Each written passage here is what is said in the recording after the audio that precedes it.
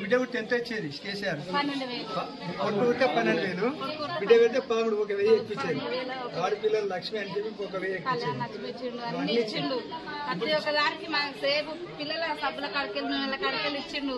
ఇప్పుడు ఏది లేదు, కనీసం 10 రూపాయలు కూడా లేవు. మళ్ళా అంబులెన్స్ లో మళ్ళీ తీసుకో ఇంటికాడ ఇచ్చేస్తుండే. ఇప్పుడు 13,000 ఇచ్చినామా?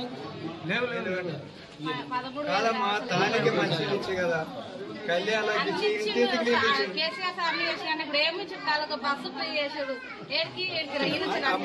బస్ ఫీ ఇచ్చాడు 25,000 కూడా బస్ ఫీ లేక నెలకు సార్ 3,000 ఇస్తాను.